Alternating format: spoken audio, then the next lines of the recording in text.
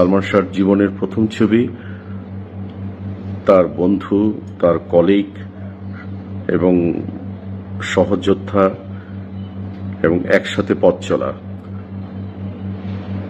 আর 27 বছর আগেই চলে গেছে সালমান শাহ।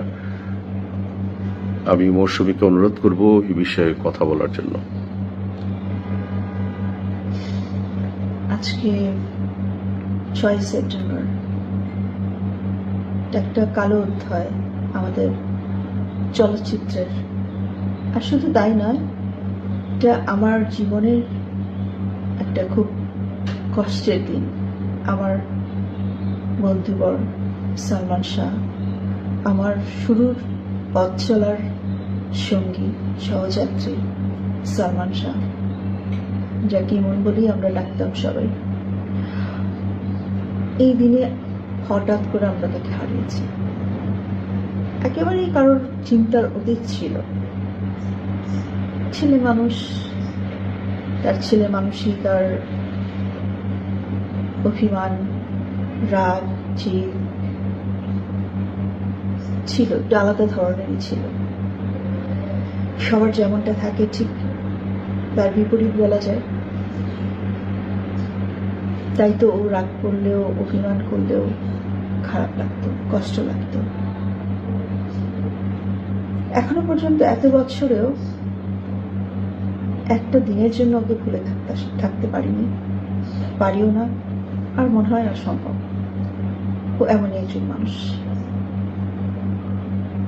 যাক, যেখানেই থাকুক, যেখানে আছে, আমার বিশ্বাস ভালো আছে, ভালো থাকবে, সকলের দোয়ার সাথে আছে। মৌসুমী, যে সালমানের ইনজুর্ড হয়েছে, কিন্তু তখন জানিনি যে ও পৃথিবী থেকে চলে যাবে।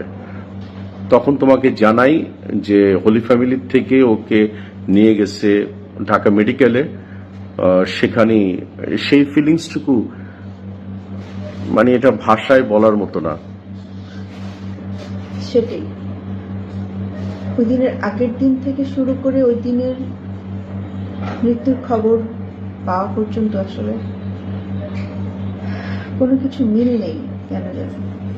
আগের দিন দেখলাম ডাবিং করতে আসছে, আর আমি সামনে শুটিং করছিলাম। তোমরা দুজন মনে হয় সাউন্ড কমপ্লেক্সে দুজন দুই পাশে ডাবিং করছিলা। উত্তমদা ছিল আমার সাথে। উত্তমদাও ছিল, তো দেখলাম তোমাদেরকে কয়েকবার। আমি আর বাপ্পা ভাই মনে শুটিং করছিলাম মেবি।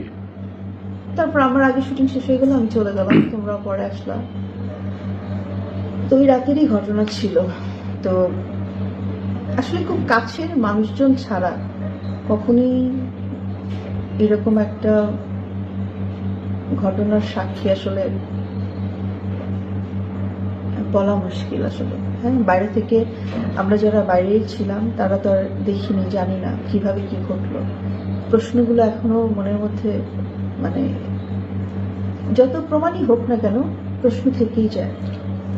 তো কাছে যারা ছিল তারা হয়তো সঠিকভাবে যদি তথ্যগুলো এবং সব আলামতগুলো যদি সঠিকভাবে সামনে আসতো, হয়তো জানা যেত আসলে কি হয়েছিল।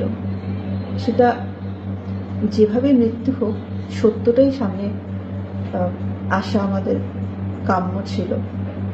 তো এখনো আমরা একটা জটিলতার মধ্যেই আছি, যে কখনো মনে হচ্ছে সত্যটা সামনে ঠিক মতোই এসেছে, আবার কখনো মনে হচ্ছে যে কোথাও যেন কোথাও গ্যাপ রয়ে গেছে, প্রশাসন বোধহয় এটা খুঁজে পায়নি বা জানতে পারলো না, তাই হয়তো আমরাও জানতে পারলাম না। তো এই জায়গাটা আসলে সবার প্রচেষ্টা ছিল, কিছুদিন আগে পর্যন্ত প্রচেষ্টা ছিল সবার, কিন্তু আমি বলবো আসলে এটা যেন থেমে না থাকে। এটা যেন সবসময় যেন একটা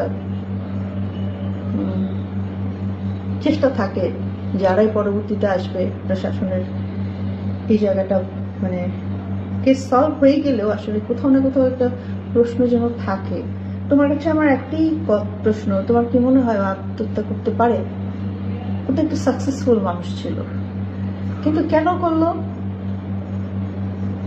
এই কারণেই তো আসলে এটিকে আত্মহত্যা নাকি মৃত্যু একটা প্রশ্নবিদ্ধ হয়ে থাকলো, তাই না? সবার মনে একটা কোথায় যেন একটা ধাক্কা, মানে আটকে যায়, দম আটকে যাওয়ার মতো একটা বিষয় হয়ে যায়। প্রতি বছর আসলে এই দিনটা আমি মনে করতে চাই না, তারপরেও মনে হয়ে যায় যখন আসলে খুব কষ্ট লাগে।